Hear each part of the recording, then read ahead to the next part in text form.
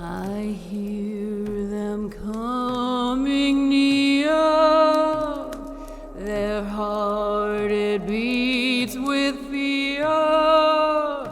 They say my name in shame. My words they were abused, my healing they misused, and now I stand accused. They came to light the flame, they came to watch me hang and burn my gifts away. But once the smoke's removed, my body's been abused, my soul is watching you. My sisters, we have come, the old and ancient ones, return to bring anew. We won't go in your flame, no, none of us will hang. Our voices we reclaim. The burned witches come, gather everyone, and hear what we do say. Welcome to Burnt Witches, a limited series podcast where history rises from the ashes and comes back to you in a modern way. Here we discuss all things labeled magic, esoteric, spiritual, or the modern broad label, woo. Looking to dispel myths, we will meet brave souls who came here to help, heal, and educate. But first, a step back in time with a few facts. We're jumping over to Scotland today. And Scotland was a major player in the witch hunts and the trials during the 16th and 17th century. Now, these numbers I'll give you, this is what's known. As we all know, there's the story we get and then the true story. But what we know about, at least 3,200 people were accused of witchcraft. Of those, almost 500 were men. Oftentimes, we associate witchcraft with all being females, but that's not the case. Lord Chief Justice Anderson once stated in 1602, "The land is full of witches. They abound in all places, not as a symbol or figure of fun, but as a deadly threat to life, livelihood, and divine order."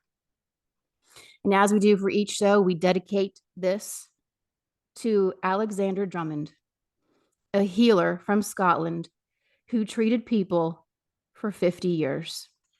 Drummond is believed to have been 75 years old when they strangled and burned him in 1629. They spent close to a year building a case against him. It is said Drummond made a direct challenge to the church, saying he was more powerful than ministers because he could give people health. During his confession, he said he did all the healing, but it wasn't witchcraft. He was found guilty in Edinburgh on July 3rd, 1629. In the year 1646, a campaign was started to clear his name, with letters being written to the king. And so we dedicate this show to Alexander Drummond and thank him for his work and his healing. You know, this reminds me a lot of what we've been seeing around the globe for the last few years. Healers and doctors stepping forward to heal people. And because they didn't go along with a medical religion, these people were vilified, ridiculed, their careers ruined, cast out of mainstream society. And that brings me to our guest today, Craig Walker, a brave truth seeker who isn't afraid to use his voice at a time when the cancel culture and doxing hunts are rampant. And so we thank you and welcome Craig. Thank you very much, Abby. That was a fantastic introduction. I'm very, very honored you've asked me to be here, actually, because obviously, as people know, or they probably know, I do a lot of shows with Dr. Charnel. I co-host with her, so it's refreshing to be on a screen with somebody as on the flip side of the interview. So yeah, I'm really honored that you've asked me to be here. Thank you. Absolutely. And we ask all of our guests, where are you coming to us? We ask because it's about the energetic code. It's the grid. So where are you joining us today on the grid? I am currently just on the northwest coast of England. We are just underneath the boundary with Scotland, probably about an hour and a half's drive from the border with Scotland. We're just, I mean, I guess you call it a state called Lancashire. I don't know if people know it. We are famed for, there's a certain part of our county which is famed for its witches, and it's called Pendle Hill. I don't know if you've heard of that. You know Pendle Hill, Yes.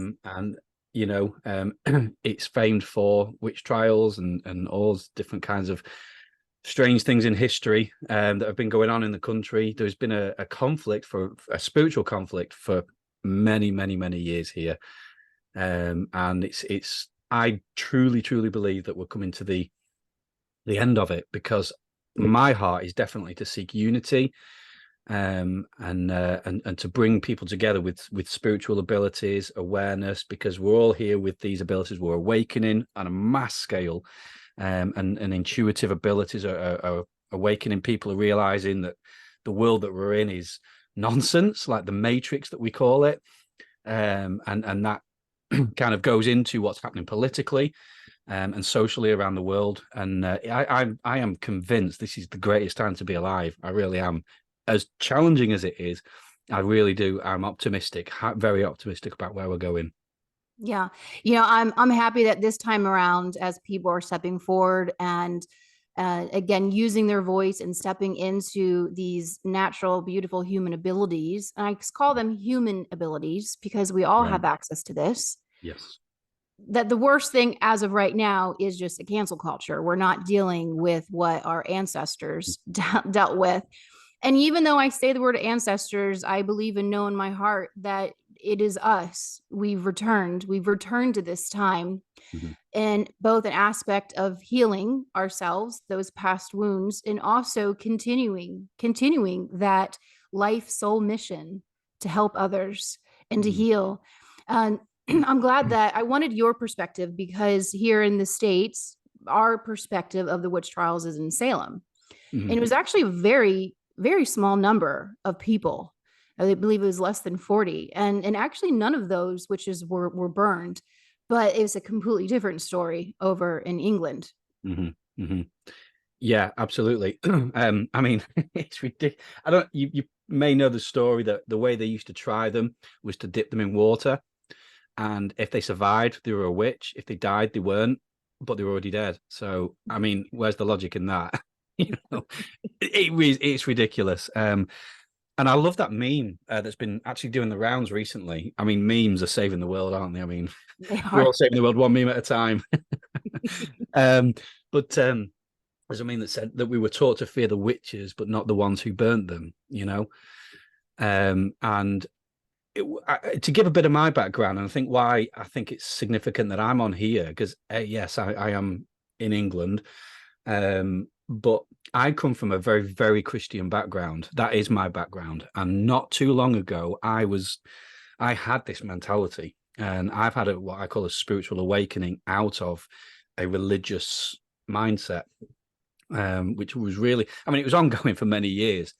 But it was kind of 2016 that it really, really went through the roof. And, I was having encounters with beings. And I mean, I've seen some wild stuff throughout the years. And I don't regret my time in the Christian world. And I still consider myself a Christ person. Christ is still my inspiration. And I believe that humanity is united by Christ within. That is my belief. And what has happened over the centuries, is there has been a massive infiltration of Christianity, what I call the Christ message. Now, I purposely don't use the word gospel because I actually found that it triggers a lot of people because it's been so abused. But the Christ message is meant to be the happy news of a happy God, a God that loves us, a God that has embraced us, and we are all equal, we're all one. This message of union and oneness is the Christ message. Now, you find me a church that preaches that. You find me a pastor that preaches that. It's few and far between, sadly, because the whole system for many, many centuries has been infiltrated and taken over and twisted, manipulated.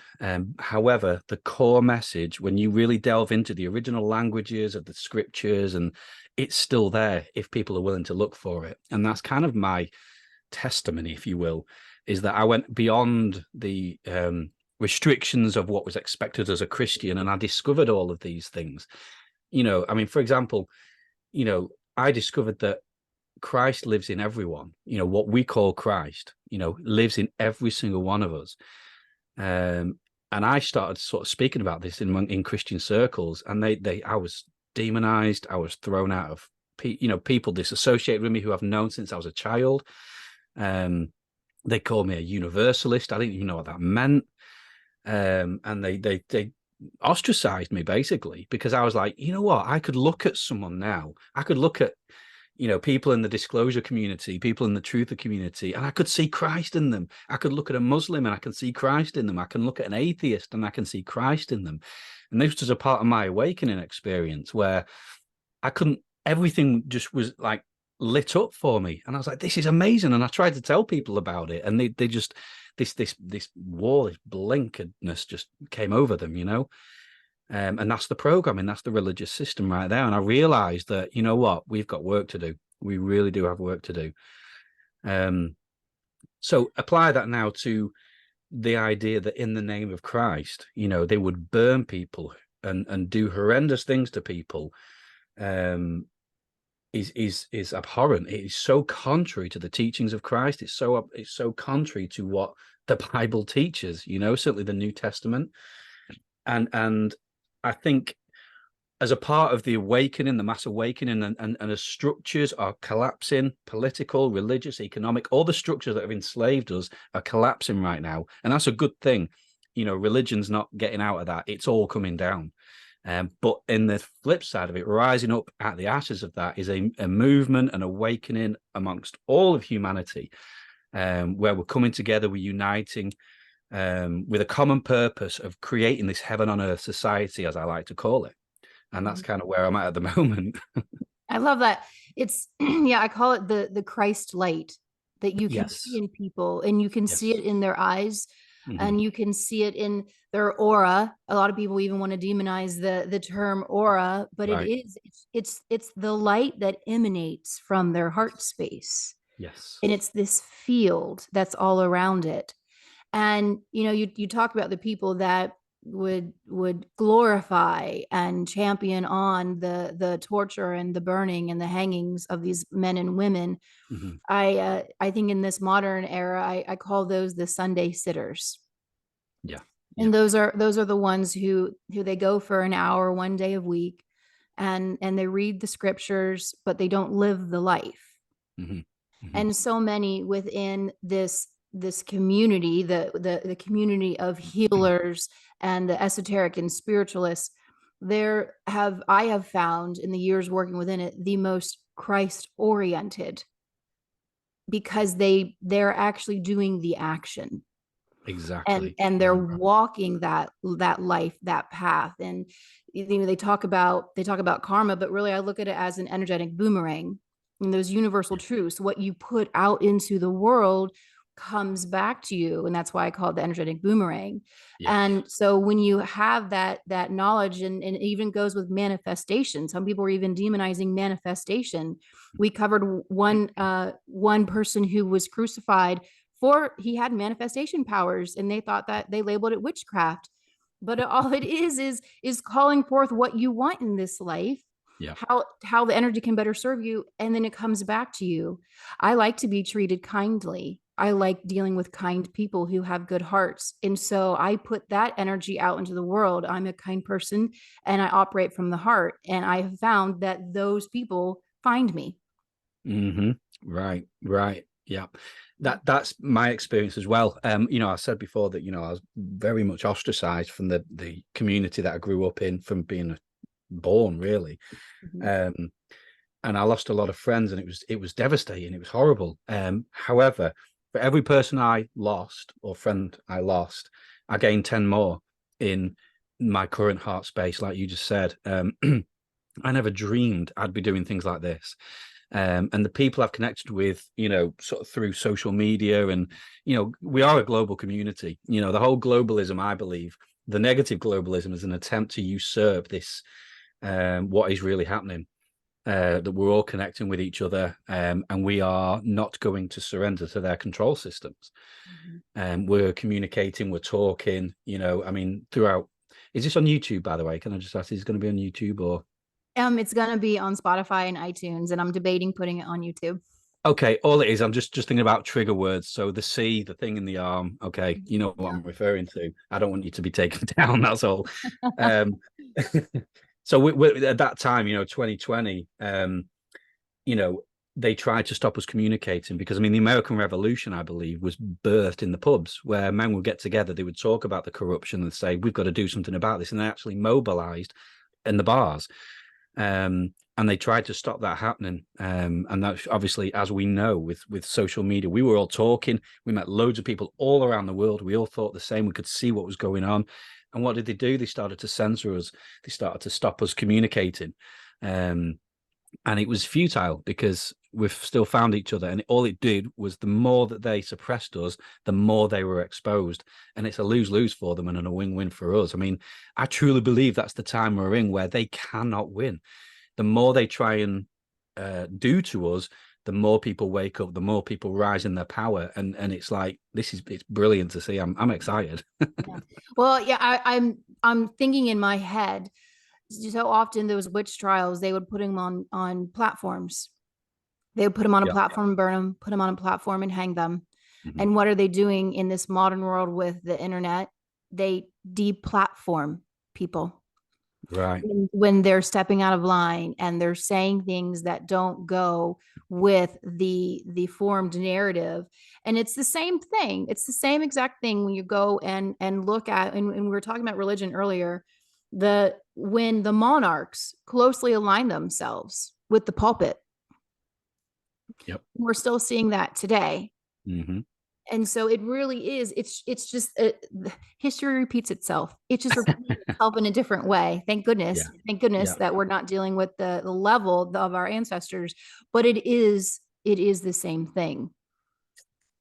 Absolutely. It's the same spirit. It's the same attitude. I've said it before, and I will hold my hands up. And something I actually thought I would like to do, Abby, if that's okay on this show, is to publicly apologize on behalf of Christians who have demonized and inflicted harm, even in this life or others, ancestry and all that. We have failed humanity big style, and I am taking it personally responsible, because, as I said, not too long ago, I had that attitude. If somebody didn't think like me, they were going to hell, they were demonic. And it was fear constantly. It's all control through fear. That's what it is. That's what motivates them. We all know the reptilian agenda is to control through fear. I see a lot of friends who are not anti-Christian or anything like that. They've been hurt by Christians, whether it be emotionally. And I'm sorry. I'm really, really sorry that that's happened. It is not the way of Christ. It's not the truth. It's not the way it should be. And so many of you guys in this kind of spiritual world are so gifted. And I see more of Christ in this community than I did in the church. I'm just being honest. I see more Christed people more aware of who they are in this kind of disclosure spiritual world than the vast majority of the church, which is it's an attempt to control what you guys carry and what we all carry. Yeah. Because when we step into our power, they are terrified of us doing that. that's the last thing they want us to do. But again, as I said before, I truly believe that we've crossed a threshold where we are waking up and we are stepping into our power, and it's good. It's good news. It is good news. I'm sure a lot of people will heavily appreciate that that apology. And I was sharing with you before we jumped on here the real reason why I started this podcast. This would probably be the only show I talk about this. Okay. Is over a year ago, I was trying to get my daughter into a brand new private. It was Christian oriented, but it was a Montessori school. And because of what had happened for the past 3 years through, I just call it the Blip. It was a group of parents that had said, no, we're going to start our own school. And so that's why I was drawn to it. I enjoyed that. And I will never lie about the work that I do. And we had to fill out a form, and they had already met us. They had already met our daughter, fell in love with my daughter. She's a perfect fit to the school. Oh, but you just need to fill out this form. Well, they asked for my occupation, and I put spiritual advisor and an energy healer. But I'm also medium and a psychic. And they called me the next day and they asked me to explain what those words meant. And I will never lie about what I do. I work with angelics and other beings, and again, it is a very Christ-centered, heart-spaced field. And they refused admittance to my daughter to their school because they said I worked with demons because I was a medium. And they couldn't allow that inside their school. And years past, I would have, I'm part Irish, I would have brought in that I have that fire in my blood. But Michael stepped forward. Archangel Michael came and he put his hand on my shoulder, and he looked at me and he said, take a breath. And he said, teach. And so I spent the rest of the conversation just sharing with this female the story of the Bible, and how Constantine, how he had switched it around, and it was a very heavily edited version. And I discussed with her the Dead Sea Scrolls, which she had never heard about. Never. Had never heard of the Dead Sea Scrolls, which many argue are the true teachings. And so at the end of the phone conversation, she said, maybe if you came in and spoke to the board how you just explained it to me, they would be more open and they could overlook what you do, but we would be happy to have your daughter. And I said, oh, no. See, this runs in blood. My daughter has even more abilities than I do. And I said, I have to just, you don't get my daughter. Indeed. That's it.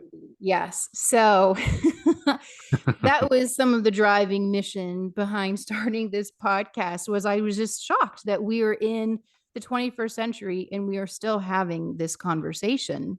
And I would love to ask you, how have you seen, quote unquote, magic unfold in your life? Have you experienced it or seen it, or have a story that you would like to share?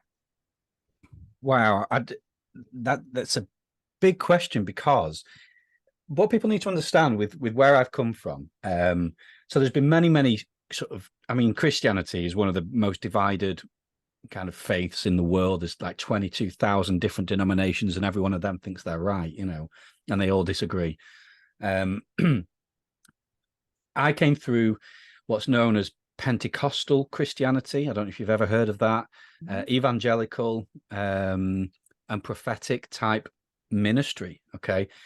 And there was a deep love and appreciation of the supernatural. And I have seen some wild things.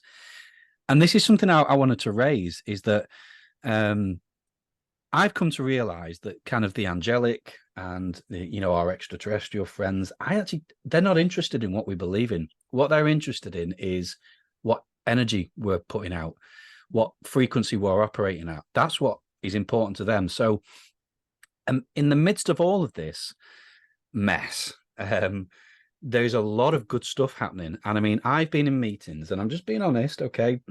People can take it or leave it. I've been in meetings. I've seen, I was in a meeting in Canada, for example. I was told, intuitively and prophetically to go to a meeting in Canada.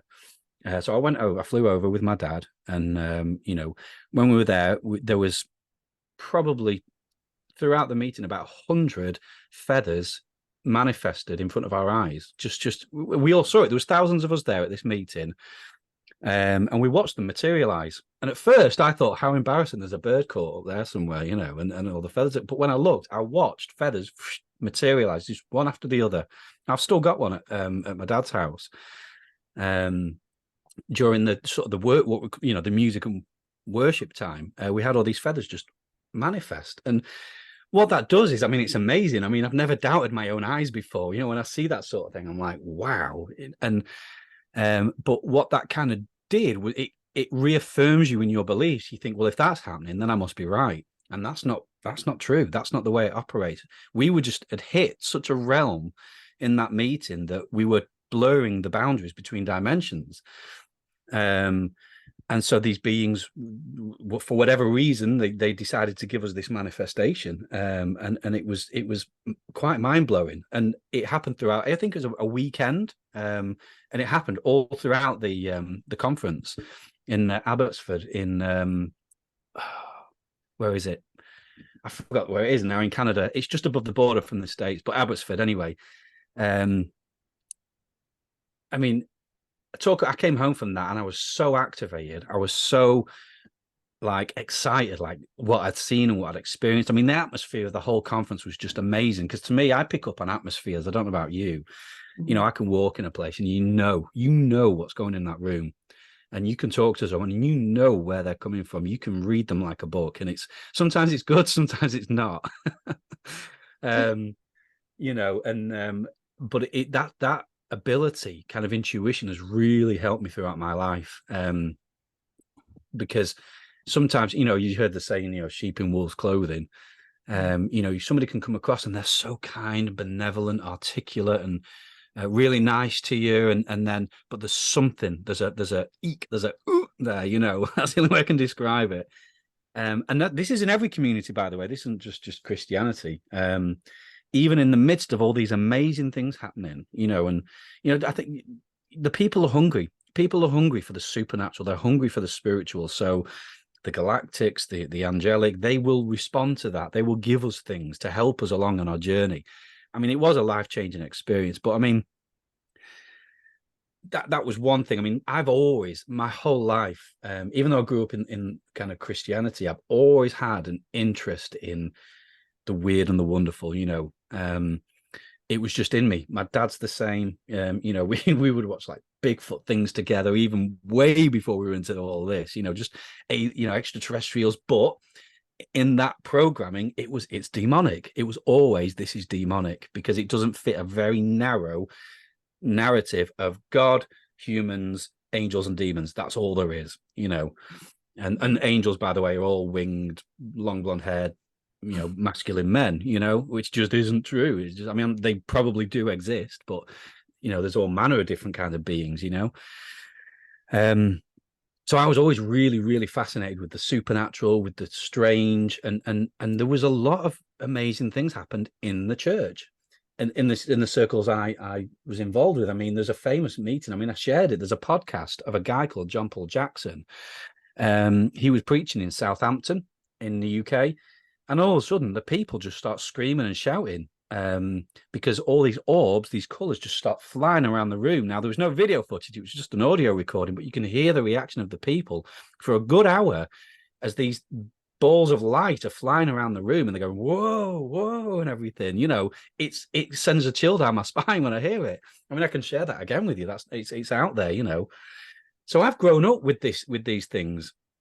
I remember, I assume you won't mind me telling this, but my dad's a musician. We were in a band together, actually, called Nth Ascension. And they've had angels appear in their practices, when I was a kid, just appearing. And they've heard a crowd chanting, but when they've listened, it's not in this realm, this is my upbringing. So when I say I've been raised Christian, people tend to put you in a box and think, oh, well, that must be what you were like. No, no, no. We've had some really cool stuff happen. We've really tapped into some stuff. However, I think, as I've said before, we've crossed a threshold where we can't tolerate the mixture anymore. Like I still believe in God. I still believe in the beingness of God, that God doesn't just exist, he is existence, and he's not just a he either. There is a feminine aspect to God as well, which isn't taught in Christianity. And so as our awareness and our consciousness is rising, it's I think we can't tolerate the mixture that religion has had with those of us, the truth seekers, and the ones who really want the truth and the good stuff. And I think that's why kind of those boundaries between communities are blurring. I mean, I love cross-pollinating. I love going into and speaking to, I say in inverted commas because I really dislike titles and labels, but like New Agers and spiritualists and all this kind of stuff. I love talking to these people because they carry something that I've not had in the Christian world. And likewise, there are things in the Christian world that you guys would appreciate as well. And this is, to me, the epitome of the time that we're in. And I guess that's where I see my role at the moment, is I'm kind of building those bridges between worlds. Because I think there's a huge unity rising up, a sense of oneness between us. And it's once and for all, after however many centuries, dealing with this issue of, you're not like me, you're demonic, we're now enemies, let's fight. I think those days are over. I really do believe that. Yeah. I've been given the image so often from spirit and guidance that of a complete, they show me the pillars, and it's government and medicine and education and religion, right. And they completely go whoosh, and they clear it all out. They collapse all of it, and we're coming to a great clearing stage. And Gaia herself has been clearing herself. So many people for years, even if they're not tapped in, they're like, oh, I just don't feel right. I just feel so heavy. And I was really emotional yesterday out of nowhere. I don't know why, or why am I getting these really bad headaches, and why am I so tired? And just having these array of emotions, and with no rational place to place it in their life.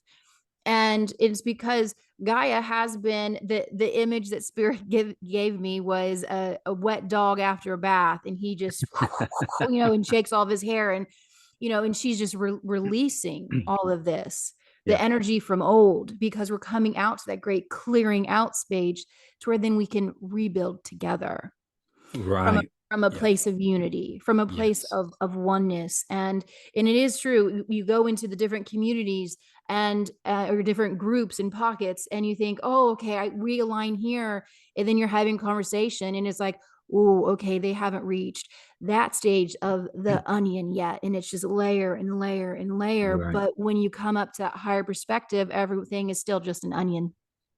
Right. They're choosing to hang out in just one layer. And it's just like, so we lovingly encourage, just go a little deeper, just go a little deeper, just keep digging in, because then it's a whole, and we all come from the same place. We all come from source. Right. Yeah. And that's it in a nutshell, is that we are all the same. If you notice what the powers that were, as I like to call them, because I don't like to acknowledge them as having any power over me whatsoever. Yeah. They are, we all know about divide and conquer, but we don't always recognize how they do that. I mean, the obvious things are like, the race wars that they're constantly trying to generate, sexuality and all the differences of humanity. Because we are a diverse species, we all have our individual cultures, our backgrounds, and they're always using that against us. Whereas I can see that what's happening is we're kind of going, you know what? We're not enemies. We all want the same thing. We want a peaceful, happy life on Earth. We want to go cosmic. I think that's imminent as well. I believe that as a society, we are going cosmic. It's going to be very commonplace to be going to Mars and the moon. I think that's on the cards, and I am praying for that in our lifetime. I really am. I think that's important. I mean, this is why I'm all about disclosure, because I think that people need to know A, what's already been going on, and B, what we're capable of. I'll just tell you, I know people that have traveled astrally to Mars and the moon, in Christianity, by the way. Because there's a whole movement that we call like mystical Christianity, which is, if I was to identify with any group, it would be that. Christian mystics, that we are Christ-centered, but we are all about the mystic realms. Yeah, I know people who are learning to step out and beyond the body, and are traveling through time. They're going back and forwards in time. They're seeing past and future. Yes, remote viewing, but also literally, going beyond out the body as well, Yeah. And I'm just like, why are we not talking to other people who are doing this in another community, And that's where my heart is like, let's get these people talking, let's have a conversation, and you'll find we're all in it together. And this divide and conquer is over, it's finished. As soon as we do that, when we shake hands and we're like, there can be disagreements, or when I say disagreements, I mean, there's a program that says if we disagree, we're sworn enemies. Whereas the attitude I like to adopt is, if we disagree on something, you have a perspective I need, and I have a perspective you need, and that makes us friends. We don't fight over these things. We discuss it, we talk about it, and we may still not agree, but that's okay. It's perfectly fine to not agree on everything, because love is the glue that binds us, and it gives us the higher perspective of who and what we are, and that's my heart. And yeah, so that's where I'm at. So often the what's really at the nut of the battle is a language barrier. Oh, that's a big one. Yeah. I mean, I say, well, I sit and I talk with spirit. How is that any different than a Christian says, I sit and I pray? Exactly. Right. Semantics is, I mean, I've spoken this before. So for example, I could come to a disclosure conference and talk about, like you said, the aura, and I can be talking about, other things like energy and frequency and all this kind of stuff. And then I could go to a church and talk about the anointing, the presence, and it's the same thing. But those two groups would probably, in the past, have fought over this terminology to each other. But it's like, you're talking about the same thing. Grow up, guys. Come on. That's a huge program. And language. And in the Catholic Church, is it during Palm Sunday where they have the incense, right? And he walks up and down the aisles, and he has that little ball, but then the next day they're demonize people who do clearings with sage. Exactly. Oh, that's good. I mean, they burn frankincense, I believe, but it's exactly the same principle. They are doing a clearing. Yeah, absolutely. Yep.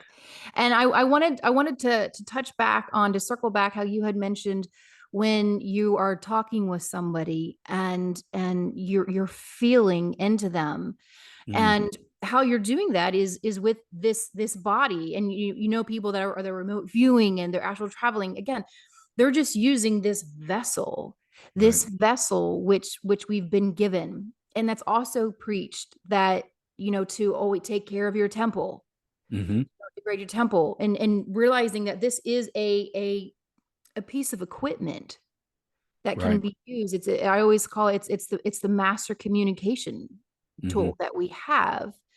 I'll give an example of how this is a communication tool in terms of just the modern world, because a lot of people think that, oh, well, if I'm going to use any of these abilities, then I have to be a medium, or I have to be a mystic, or I taught just a modern intuition class, and a woman showed up, and she's a real estate agent. And the purpose of the class was how you can use intuition and these abilities in just everyday life. Well, she had already had a feeling as she was driving. Again, feeling is psychic. People, so they hear psychic and they go, oh, no, that's woo. No, it's just feeling. Psychic is just feeling. She had a feeling, my client's not going to show up. And she was driving almost an hour. an hour away to meet this client. And she had just this feeling, this knowing they're not going to show up. So she ignored that, driving. 30 minutes in, the feeling is getting more overwhelming. So she pulled a car over to the side, and we had just taught them how to use pendulums just to get quick yes and no answers. So she pulled her car over and she pulled her pendulum out from class, and she said, "Are they going to show up?" And it gave her a strong no. Right. So she texted her client and said, "Hey, just confirming, we're going to meet there." And the client wrote back, "Oh my gosh, I totally forgot to write you. It's not going to work out for us today. We can't meet you for the showing." Yeah. So had she just trusted herself, her body was already telling her before she even left the house, you're wasting my time. You're wasting your time. Yeah. So again, when you remove all of the fears and the worry, again, against the semantics of it. Yeah. And then we learn how to love and trust ourselves, then our life can be so much easier, because she would have saved all that time in the car. Exactly. And that's just reminded me, actually, I can remember as a kid, because my dad's very intuitive. He always has been. And what I will say, although I've been raised in Christianity, my dad always, he couldn't tolerate church. He couldn't do it. There was something in him. He tried. He thought there was something wrong with him. And I've said this before, it's actually, there's something right with him. He just couldn't sit in that system. He couldn't do it. He tried. He loved God. He thought he should be going, but he would go, and he was just like, yuck, I can't do it. So my mum would take us to church when I was kids, but my dad was just like, I can't do it. But he's always been intuitive. And I can remember a time when I remember it happened a couple of times. He would be driving down the road. We were just little kids. Me and my brother. I've got one brother, and he would just get a strong, "Don't go down this path today. Driving home, go this other way." And he's like, "Whoa," and go the other way, and nothing would happen. But he knew there could be an accident if I went down that road, and something in him just went, "Don't go down that normal road that you would always take. Take this route today." And he would just say, "Whoa, I've just been told to go this route. Okay." So this is the world I grew up in, having my dad do that. And again, all right, fine, nothing happened. But had we gone that route, had we ignored that, we could have ended up in a mess and got hurt, And I think it's really important that we have this, well, we call it the GPS, the God protection system, that guides us. And obviously that connection is also to our angelic friends, our extraterrestrial friends. It's this inner system. And what I love about this is, as we're learning to get into the heart space, like you mentioned earlier, this is a big one for me, because as you know, I'm musical. So when you're musical, getting in the heart is really easy. It's like you live there, which can be a good thing. Obviously, it is a good thing, but it also can be, if you don't know what you're doing, you can get hurt very easily. If you don't know how to have proper boundaries and protection, yeah, so like living in the heart comes very naturally for us as a family, and we've always had these kind of like experiences in our lives, and I mean there'd be things like, that would be struggling for money, because we weren't very wealthy when I was younger, and my dad would just be in prayer like, we need help, and there'd be a bill, say for example £50 as an example, and within days somebody would put £50 through the door, like bang on the bill that we needed. This happened quite a lot, and so again, this is the world I've grown up in. So I've always known these things are real, and they're, and I'm so grateful to my parents and for having this openness and ability, even though there's been issues with sort of religious programming in the past and stuff, but as we're all awakening, it's sifting out the negative from our minds. And I'm not saying I'm fully there. I'm saying there might still be things there that, I'll give you a big one. And this isn't in any way an attack or anything like that, but like past lives and reincarnation is not taught in Christianity. So to this day, when people talk to me about past lives, I am totally cool if people are there. But for me, if people say about past lives, I'm like, I don't know what you mean. I mean, I do know what they mean, but it's like, it's something that I'm probably going to have to learn about. And I have heard some people say that there is evidence of it in the Bible, that it was taken out. Totally open to looking down that. But yeah, I'm not saying I'm here fully healed and fully in my sort of identity yet. You know, it's a process for all of us. But that's what I love is when people like me and you talk, people like you activate me, and I'd like to think I do to other people as well. You know, we're all helping each other at this time. Yeah, absolutely. We were discussing before the show that, you know, I have memories of being persecuted Right. for witchcraft, and but I wasn't burned, I was beheaded. Right. And you know, that story, that memory came back to me. I was in the car, and the alert came on that the Notre Dame was on fire. Now, in this incarnation, in this life, I would have been devastated. I love historical monuments. I don't think anything should be burned or taken down. It's all moments to learn from. Huge curator of history. So when I saw that, my first thought inside was burn, baby, burn. And I was excited. And it was polar opposite than how I ever would have responded in the past. And so I got home, and running is my meditation. And that's how I connect in to get my own answers. So I told my husband, I said, I don't know why I'm happy that this is burning. I need to go and think and meditate on this. And as I started to run, my guide stepped forward, and I said, why am I happy about this? Why am I feeling this release? And they said, because you were tried and persecuted in there. That's where your trial was. And then I got flashes. And for anyone at home, one of my friends had pointed out, I had always liked it. When I was a kid, my whole life growing up, I had moles that went around my neck, and I loved them. I called them my little necklace. I said, "Oh, I have a necklace of moles. They're like perfectly aligned, all going around." And it wasn't until a few years ago that one of my friends said, "Oh, that's a sign of being beheaded." Because the body can bring forth some past life ailments, how you died, that, you know, birthmarks, a lot of times birthmarks that. And she said, anytime that you have moles all around the neck, that's a sign that you were beheaded in the past. So then that came full circle with the Notre Dame. And what's interesting is, as I've gotten older, they have they're almost gone. Wow. And so what you'll do is, after you have aged past that in this life, if people notice, your birthmarks will just be, you're looked down and they're gone. It's not there anymore because you have aged past where you were in that lifetime prior. Wow. That is fascinating because, again, you know, take of it what you will. It's like I was born with, I don't want to say defect, but like I had that in my chest dipped in really far. And it spooked my granddad out when he saw it. It's like it was really deep in. It's like, I don't know if it's like if something doesn't form properly. It's probably got a medical name or something. I don't know, but I've always had that. You know, I've always had this dip in my chest. If I lay in the bath, it'd be a big pool of water in it. But it just makes me wonder. It makes me wonder. You know, I wonder if that's something. You know, did you get a cannonball to your chest? Who knows? I don't know, or just somebody punched me really hard. I don't know. Yeah, it's everything about this life and what you do. It's asking those questions, and it's having that open mind to possibilities.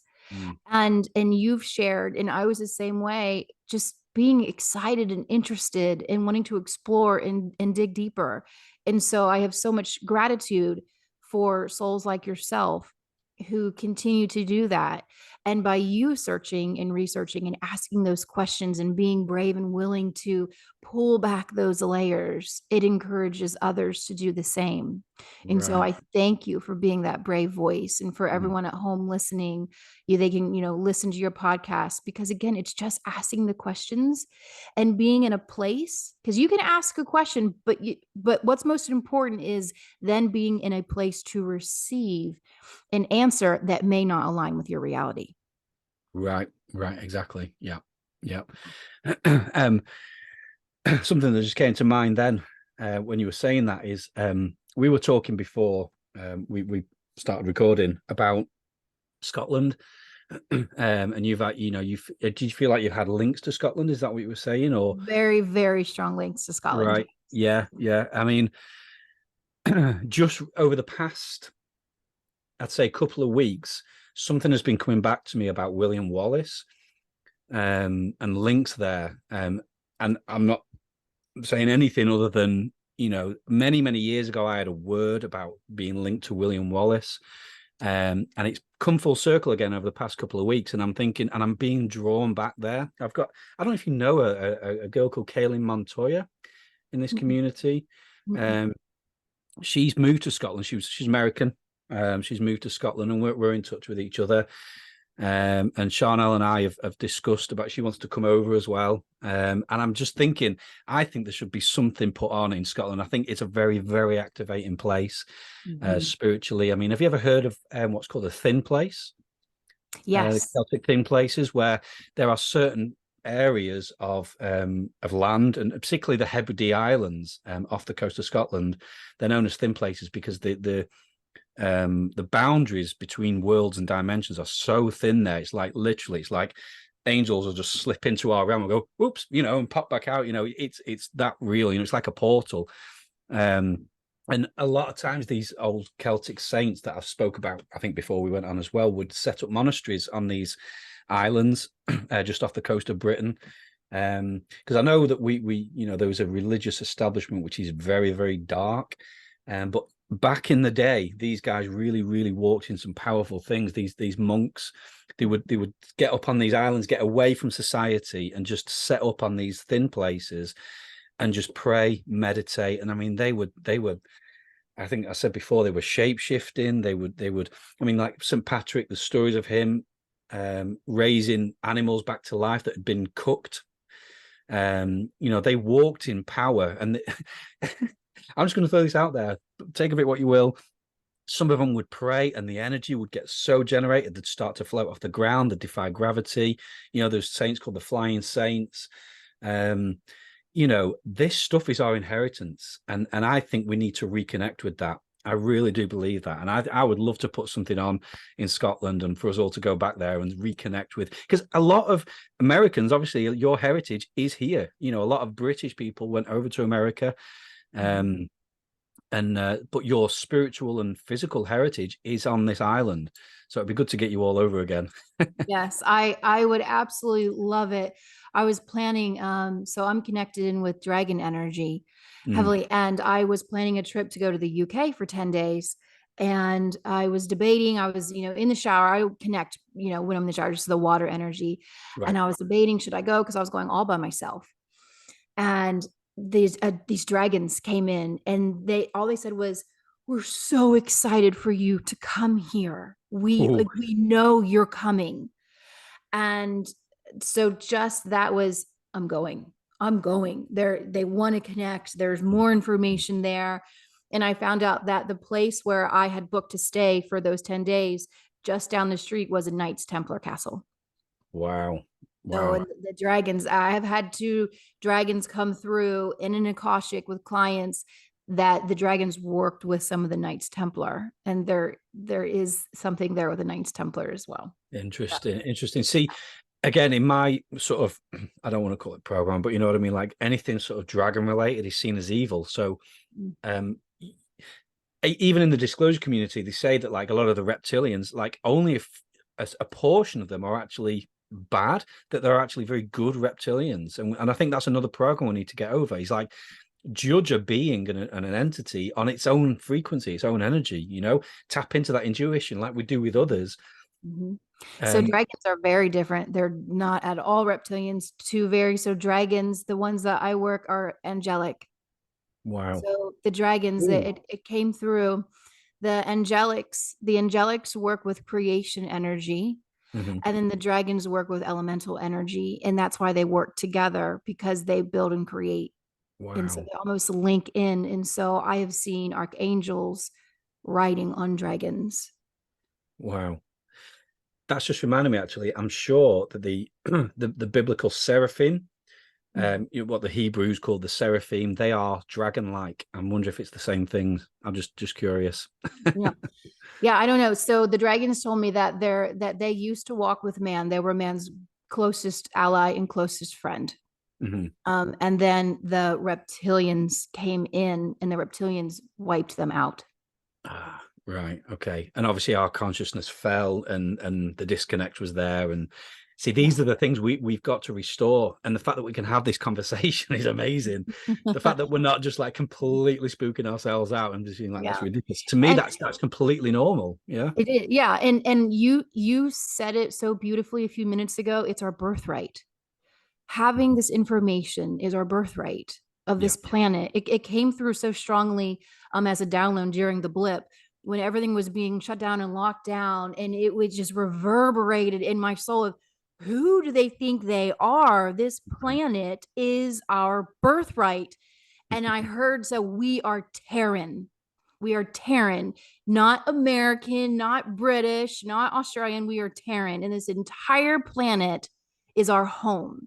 And we have the birthright to explore it freely and to know our true past and to know those histories. And again, it's like clearing out all those blocks that are based around it. Right. And that is absolutely taking me back to my original point, is that it's this message of oneness, is that we are, you know, I don't care about your, like you say, your nationality, your race, anything like that. We are one species, and we're here for a purpose, and we've been infiltrated and we've been manipulated, but we're waking up, and we're taking our power back, and we're doing something about it as a collective. And the fact that we can come together with Muslims and people from the Middle East, Africans and Australians, and like you say, all these people coming together, finding this common unity, which is community. Mhm. And it's exciting. It's like what my heart's always longed for, that genuine soul connection, not based on an external system that we all submit to, which is what religion is. It's an external system that makes you comply. And well, it's the same with politics and everything else. It's the same thing. There's an appreciation of diversity and a love of our diversity. Again, how the powers that were have messed with our minds, or should I say humanity's minds, to have twisted these beautiful things of equality and unity and diversity and friendship and union into something that's destructive. I'm talking about what is known as modern liberalism. I'm not getting into, I don't care about politics. I don't care about conservative and liberalism. I'm talking about life. I'm talking about oneness, but how they've so cleverly manipulated humanity's consciousness so that if you don't accept things which are contrary to our divinity, then you're a bigot, or you're something bad, and we need to they try and are very narcissistic. They try and draw you into their territory where you're fighting them, because if you fight them, they'll get you. If you fight on their terms, if you get into protests, and I mean, I'm not going to lie, okay, I'm just being brutally honest. During 2020 situation that went on that we don't talk about on YouTube, Yeah. I full blown wanted to paint my face blue and white, grab a horse, and go and attack Parliament. I was so angry at what they were doing. Mm-hmm. I think many of us were, but I just heard it very clearly that those days are over. This we're here to birth an era of peace, of harmony, of oneness and union, basically. And I think as our consciousness raises, when you look throughout history, like you said, like with the burning of witches, for example, can you imagine that today? Absolutely not. Yeah. There's barely a death penalty anymore. I mean, I think it still is in America. In the UK, there isn't a death penalty anymore. Whatever people think about that is up to them. But like, there's better ways, and I think when you look from throughout history, things have gradually been getting better and better and better and more peaceful. Now, I think we've crossed a threshold where we're bringing the fullness of it through, where we're finishing the job, basically, because we're birthing this new earth. We're birthing this, and I think that's what the chaos is. It's birth pangs. The old is passing away and the new is coming through. And it's a win-win for humanity. It's just, where do we align our consciousness? And I do get aggravated. I do get angry. I'm not going to lie. Things I see on, I don't watch the news, but if I'm on Twitter and there'll be a headline like, you know, Russell Brand, for example, Yeah. as a classic example, like some people say he's controlled opposition. I don't know, but where you look at it, what's happening to him is outrageous. It's disgusting. I think he's woken up so many people. I think he's done a beautiful job stepping into the energy. So I agree. And yes, yeah. he's probably made a lot of, I mean, he admits he's made a lot of mistakes in the past. He's been extremely promiscuous. He had a lot of problems, but he's waking up, he's working through them. And what these bastards have done is hone in on his past and drag it into to try and destroy him. Now, I hope and pray that this will make him, you know, that you know, he's so aligned with in his own soul with what is right and what is true and good that it will work in his favor. But I know some people are concerned about supporting him, that he's, you know, this, that, and the other. But I just get a good feeling about him. I do too. I actually have a very good feeling about him. And we're all allowed to have a journey. We are allowed to have a journey. And perhaps he did do that. Obviously I wasn't there. I wasn't present. So everything I read or hear is hearsay, but we're allowed to learn. And sometimes some souls have to experience something to learn and grow from it. And again, and I think this is just a beautiful way to round this conversation out of coming into a place of peacefulness, coming to that place. We can't continue to go in with the pitchforks and the torches as they did in the past. We're bringing in, this is new energy. We're bringing in new earth energy. We're clearing out all of that old pillars. They're collapsing, and we're here for it. We're witnessing it. We are witnessing through Brand, since you brought him up. We are witnessing a modern day witch trial, a witch hunt for him right now. That was my point. Yeah, exactly. It's the same attitude, the same behaviors. Yeah, same behaviors. And we're not here for that anymore. We're absolutely not here for that anymore. And so again, I thank you so much, Craig, for coming in and being that beautiful voice. How can everyone continue to listen to you speak? Where's the best way to find you? Well, I mean, I'm probably most active on Facebook. I'm Craig Martin Walker on Facebook. I do have two accounts. One account I don't really use for public stuff anymore. That's the one I'm in military gear, because I do a bit of youth work in the Army Cadets. You know, I do have a passion for the next generation. So I'm an instructor in the UK. We have what's called Army Cadets, which is the military's youth organization. So we adopt the military kind of ethos, and we give kids a military experience in a civilian setting, basically. But we get them doing all kinds of stuff, fun stuff. But it's teaching them teamwork, it's teaching them loyalty, self-discipline, all this kind of stuff. So if you see a picture of me in military gear, don't go for that one. Go for the account that's Craig Martin Walker. I air my thoughts probably a bit too much on Facebook. I do a lot of shows with Dr. Charnel, if you want to check her channel out. Dr. Charnel True TV. I mean, even that was a destiny moment. I mean, we've never met in the natural, even though we've come from the same circles. But when she discovered me, she was like, I know you. We've met. Where have we met? And I'm like, I don't know. I don't think we have. She's like, I know we've met. So there's something going on there. But yeah, she invited me to co-host with her, which I'm honored to do. I love doing it. And we've had you on and Heidi in the past, which was great. But yeah, I'm also in a band called Nth Ascension. I'm a drummer. We do play music in 432 hertz, if that's your thing. We're kind of rock music, but yeah. But I also have a Rumble channel if people want to check that out. I've only done 2 shows. I literally set that up because there was a show I really wanted to do with a guy called Paul Davis. Now, he's a preacher. He's a Christian preacher. So if people aren't into that, just don't be offended by the terminologies. Again, semantics. It is just mere semantics. But we really went into some deep stuff on that.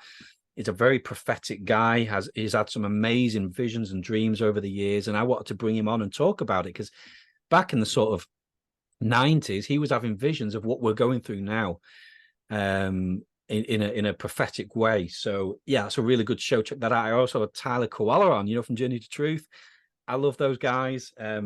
Oh, you were at the conference, weren't you? You were speaking Yes. at his conference. Yeah. Of course you were. Yeah.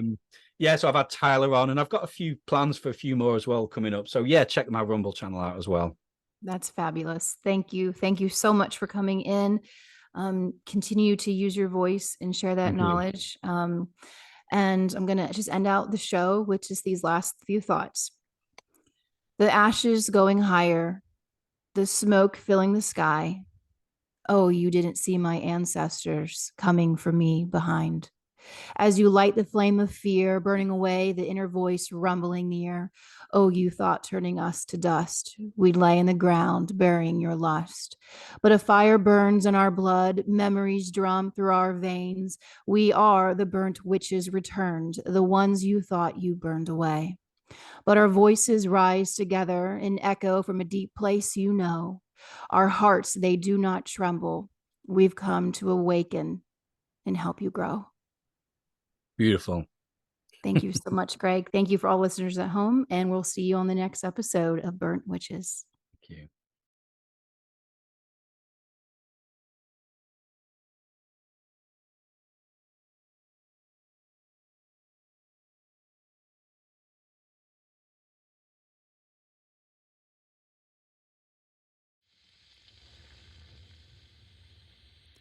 To re-listen to today's episode or to catch any other shows, please go to host Abby Lynn's website at abbylynn.co, where you can also find merchandise and other recordings.